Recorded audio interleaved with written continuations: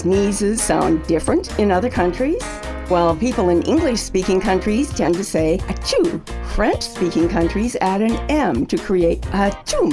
A sneeze in Germany sounds like hachi, and in Japan, you're more likely to hear hakshun. Here are some sneezing facts not everyone knows. Many people believe that your heart stops when you sneeze, but it doesn't. Sneezing in your sleep is rare because the nerves that trigger sneezing are also asleep.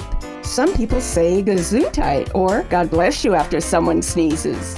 Gesundheit originated in Germany and means health.